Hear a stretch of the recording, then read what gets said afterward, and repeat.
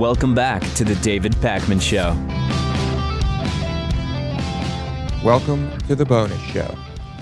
Mary sent me this story, and it's kind of disturbing, but an artist, Heather Dewey Hagborg,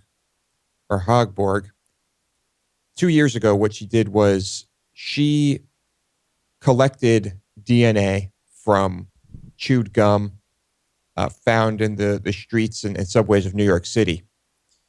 And what she did was she analyzed that DNA and essentially created just facial sculptures of what those people might look like. And I assume that this was not an easy project, but it's kind of creepy to think that, and then imagine someone in New York walking by and seeing something similar to their face. Yeah. It's kind of creepy, but I think it was an interesting project. As far as art goes, I'm on board with this one. I'm very picky about my art. This is cool. And it reminds me of the Seinfeld episode where there's a mannequin in a clothing store that looks like Elaine. And, what would you do if you went into a store and saw your face on a mannequin? What would you do if you went to an art exhibit and your face is there? Mm-hmm. The exhibit was called Stranger Visions. And because of this, she created a product as a follow-up. And that product was a couple of sprays invented to obscure DNA traces so that no one can follow your genetic trail. Sounds like something very useful for criminals, but this is what she did. There are two sprays. One of them is called Erase, which uses a solvent that destroys almost all of the DNA present on a surface. Almost all, not completely. And then Replace masks the remaining 0.5% with a blend of DNA from 50 different sources. So I think that it is probably quite effective at covering up whatever you want to hide. But yeah, I mean, interesting project, interesting product. It's crazy to think that something like this could be used relatively frequently as it's easier to collect, analyze, and just trace DNA. But this is the world we live in now. Do you worry about stuff like this at all? I mean, I know you read a lot of science fiction. Is this a concern at all? I honestly don't think about it very much. That doesn't mean it shouldn't be a concern, but I really don't think about it very much. Yeah, I don't really either. I mean, I think that I think more about the NSA type stuff than I do about that. Florida. Let's move to Florida. And by that, I do not mean actually take up residence in Florida. I think that's a terrible idea. But Florida unofficially, I guess you could say, although many articles say officially, it's more unofficially, banned the term climate change. Yes, this is incredible. And what happened was that the higher-ups kind of verbally told DEP officials, told all of their staff and other government bodies and agencies not to use the terms climate change, global warming, or sustainability. Now, this has been revealed by former DEP employees, but this is obviously a huge problem. This was never a written law, but how important is this? What is going on in a state like Florida, where you have so many cities that are at risk because of rising sea levels? What is happening here? It seems like a propaganda campaign. I mean, it seems like an attempt to suppress the discussion, an important discussion, a discussion that would affect tons of Floridians, Rick Scott is, we know, is a completely unhinged extremist. He's more focused on drug testing welfare recipients than actual solutions to real problems. And it just seems like a flat out propaganda campaign. And I guess, of course, in the aftermath of this, the DEP was contacted. I mean, there's been a frenzy over it. The DEP, the department's press secretary, said that the DEP does not have a policy on this, and they have just been declining requests for more information left and right. They're not speaking to anyone either.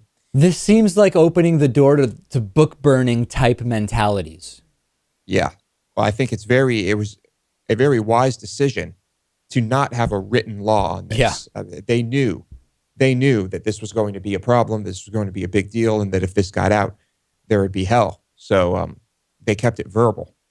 But of all the states, I mean, Florida is the one that should be embracing this the most. I mean, and in how many years is Miami going to be partially underwater if nothing happens? Yeah, and many coastal areas, right? I mean, Louisiana has issues with New Orleans and Florida, the entire eastern seaboard, particularly cities like Boston and New York. Obviously, we know what's going on in California, and yeah, it's insane to me that the concern is over not inflaming with the wrong words rather than finding solutions and working together. Mm-hmm.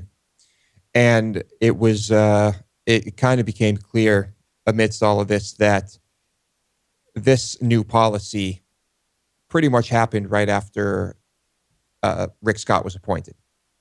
And I don't know. This guy's got to go. He's terrible. My father used to work in Florida. I'm not sure if it was for the DEP or for a similar agency, but I didn't get his take on this yet. But of course, he doesn't really pay attention to what's happening in Florida anymore. So I'm not sure if he'd have anything to say about it. By the way, I didn't mention this to you, Lewis. I was in Massachusetts over the weekend, and as I was driving through downtown Northampton, there was like a big to-do with a fire truck and an ambulance and a bunch of police cars.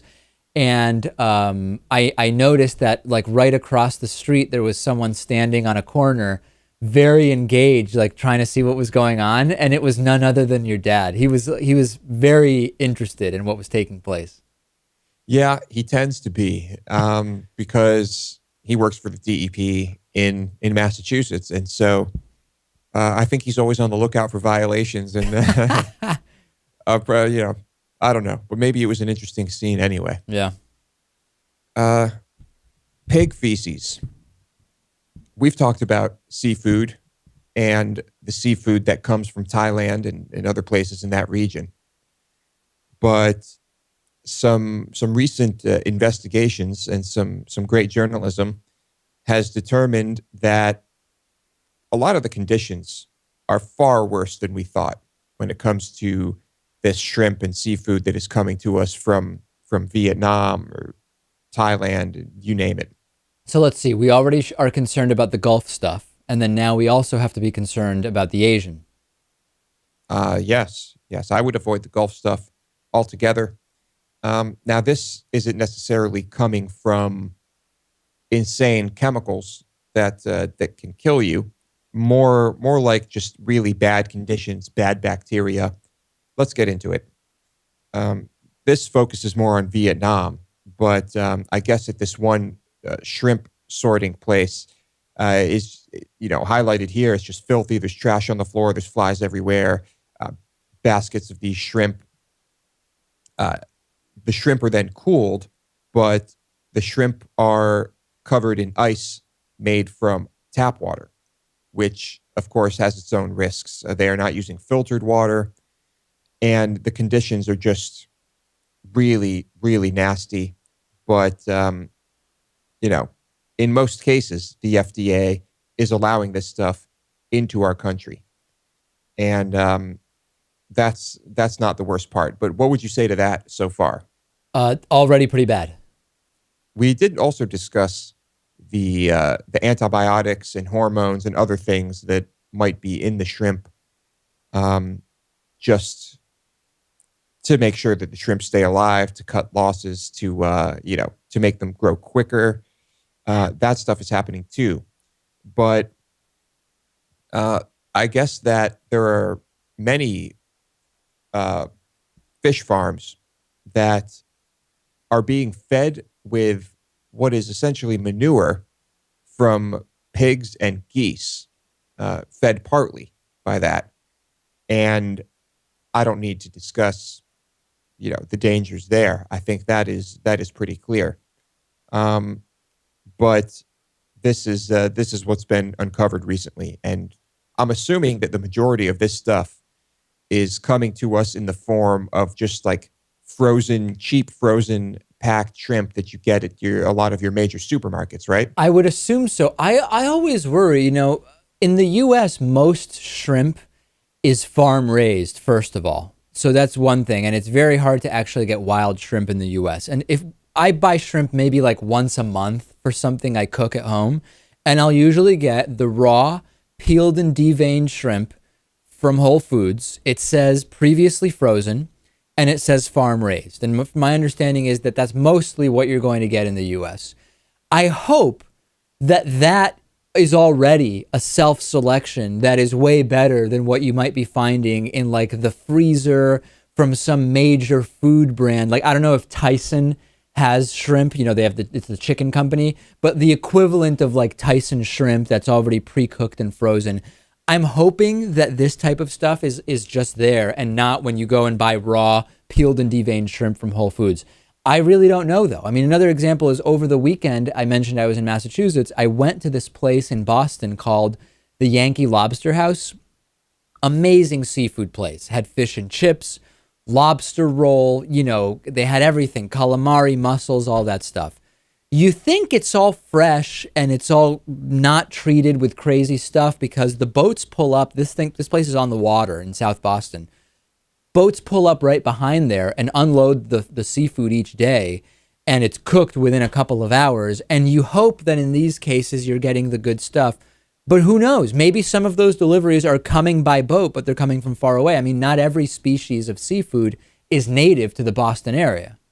Right. And this particular fish farm that they highlight here is in China, the one where the fish are being fed with pig feces. And I guess that's becoming more common in China, switching to feces and manure instead of commercial feed. Ugh.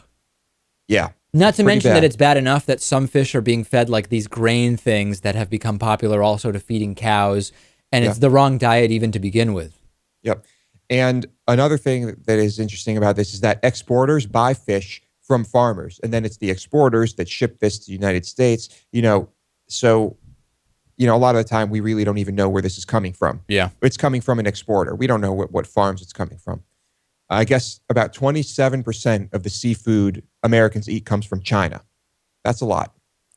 But of course, most of it, I guess, is that cheap frozen stuff. The FDA frequently finds contaminated food, but they are only inspecting about 2.7% of imported food. I guess since 2007, they've rejected almost 1,400 loads of seafood from Vietnam for filth and salmonella, including 81 from the shrimp farm that we talked about here. And they have rejected 820 Chinese food shipments since 2007, 187 of which contained tilapia.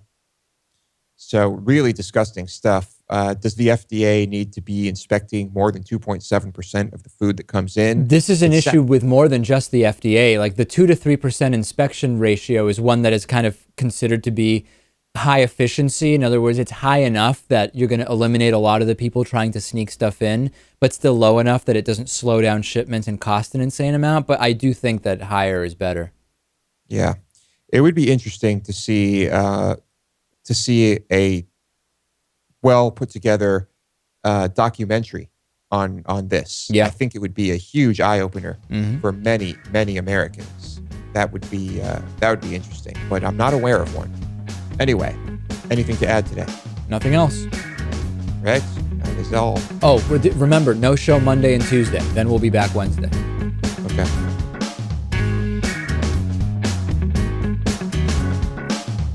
The David Pakman Show at davidpakman.com.